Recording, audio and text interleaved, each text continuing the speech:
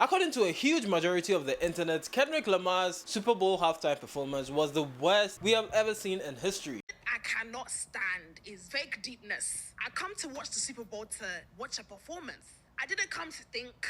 I don't want to feel like I'm reading a book. So when I'm seeing, oh, but you did not understand the allegoric significance, like, I just want to dance. People went to the Super Bowl for fireworks and instead got homework. But to some, it was the most important and the most impactful performance we have ever seen in life. Exactly. You don't care about what Black Americans are going through. You only care about the successes and the accomplishments that come out of Black Americans. But all of our pain and all of our struggle, you don't give a shit. So which is it? Did we all just miss the brilliance of Kendrick Lamar and his PG Lang team? Or it was genuinely terrible? Let's investigate. You see, the Super Bowl is America's darling. It is the one time that America in its entirety care about a sport. And the halftime show is mostly the highlight and the most talked about part of the occasion. And as such, the performance must go overboard with their wardrobe, with their set list, with their set design. Everything has to be beyond perfect. There has to be fireworks, stage that floats, performances that shake the ground, and anthems that get people out of their seats. That is the vibe that people want from the Super Bowl. So is that what we got with Kendrick Lamar? Of course not. It was far from that. There were so many possibilities to make that the most spectacular Super Bowl halftime show of all time. Instead, we got this. The message flying over everybody's heads. I don't think there was a single person outside their team who got the concept and the message they were trying to send to us on first watch. And if you're one of those people who's going to tell me yes, they did, stop lying, get some help. There was so much happening outside of Kendrick Lamar's performance that it was literally impossible to piece it all together while the show was going on. And that's one thing about the Super Bowl performance. What you see is what you get. Nobody has the time to be peeling back the layers on what you're saying to find the gem in there. And that right there is one of the biggest problems plaguing Kendrick Lamar and his agenda. Most of the time, Kendrick presents his ideas in a form that is way too complex or just not attractive to the average person. To really understand the Kendrick record, you need to sit down, listen to every word, put pen on paper, do some research, and pray to God that you at least understand half of what he's trying to communicate. And even then, you need to go watch about 5 breakdown videos to kind of piece it all together. But then again, that is not what the Super Bowl is for.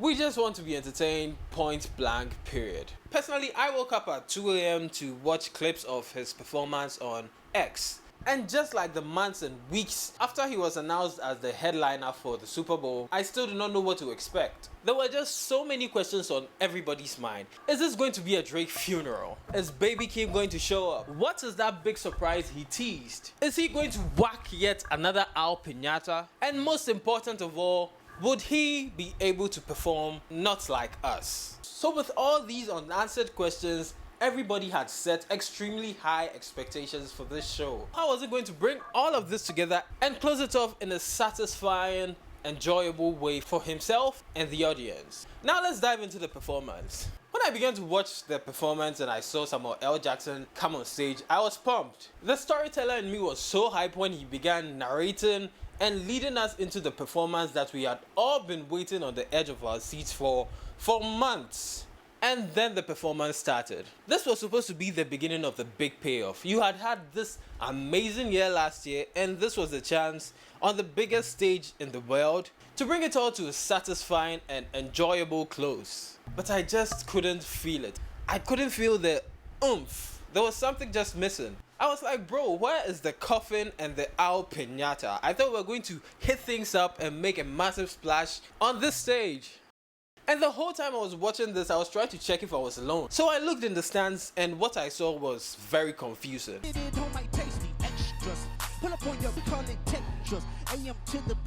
I couldn't tell if those were mannequins or people reacting to the biggest rapper with one of the biggest songs in history performing live in front of them.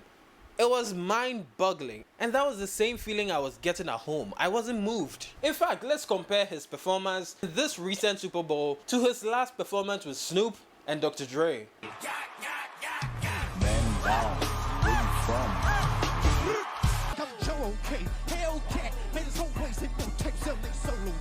There was a massive difference in the energy in that arena or stadium, whatever it is. For some reason, the first half of the show could not just capture that vibe. That was, of course, until I just put the buggers in my chain. At the end of that, we started to see some signs of life after he jabbed Drake's dead body. I want to perform their favorite song, but you know they love to sue. And let me just put this in here. What was this look? This is one of the sassiest thing I've seen any rapper do. And don't even get me started on the jeans. It looked good, but for a Super Bowl performance, wow. Now let's move on to another part of the show, which was incredible. SZA, Solana, Lana, the woman you are. Her performance was just the pick-me-up the whole event needed. Her powerful vocals and her renditions of the songs Luther, especially when she hit the... It was amazing. And then they went on to perform All the Stars, another smash hit, which was also done justice. So that was great.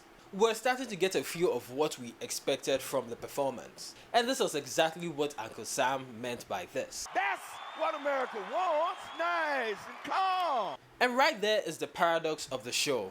You see, this whole thing and the messaging Kendrick Lamar is trying to communicate to us with his performance at the Super Bowl is that the people in power want influential people, especially African Americans, to conform, to act a certain way, to not be Loud, too reckless, too ghetto. A part of what he's trying to say is when these powerful people give you a chance to be the top of your field, like sports or music or anything else, they expect you to act a certain way which conforms to their ideals. That's why they had the PlayStation game over there, and at the point in the game when he was going a certain direction he wasn't supposed to, and he had his friends show up, the scorekeeper took 1 life.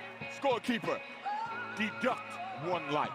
This can be very much connected to the performance he had, because we all had a certain expectation of him. We all wanted him to come and perform all those hits. We wanted him to satisfy our needs and our expectations and give us an amazing show. But by doing the exact opposite the first half, it diluted the performance very much. People weren't really into it, hence it being called one of the worst halftime performances of all time. If he had played the game exactly how he was supposed to, he would be hailed as one of the greatest of all time, but he didn't. He decides to communicate important things to his audience and does not only do what the machine wants. So there's a paradox in there somewhere. Now let's go to the most high part of the entire performance. We had finally gotten to the song he had been teasing during his entire set. And the song almost everybody was waiting for. Yeah, that song. So at this point, everybody was hyped. Yeah, they tried to rig the game, but you can't fake influence. Hey, I'm tripping, I'm sliding, I'm riding through the back like buff. But it still didn't live up to expectations. There were so many points in the song I expected the crowd to be louder, but it was just... I'm on them tough. It wasn't really all that. It was fine. I personally loved it, but it could have been bigger is what I'm trying to say. Because I really thought people were going to be so loud during this part. But it wasn't like that. It was only during... It's probably A minor. that everybody screamed at the top of their lungs. So after that big performance, he followed up with yet another huge song, TV Off, where he had Mustard come on stage to perform with him, and the whole thing was lovely and fitting for a close to Kendrick Lamar and his hateful era. So was this a great Kendrick Lamar show? Yes, 100%. This was a 10 over 10 Kendrick Lamar performance. I loved every bit of it. There was a strong, powerful message behind everything he did, and the songs were amazing. But was it a good Super Bowl performance? Well, I don't think so. As I said earlier, the Super Bowl halftime performance always has to come down to one thing: extravaganza. Everything has to be over the top. The costumes, the set design, the set list, and everything else. Is that what we saw Kendrick do? No. And if we were ticking boxes to grade this performance, it would score pretty low. But I'm going to give this a 7.5. Good, but not as great as it could have been. Alright, thank you for watching. Remember to like the video and subscribe to the channel if you're new here. And I'll see you another time. Ow. Bye-bye. Turn this TV off. Turn this TV off. Turn this...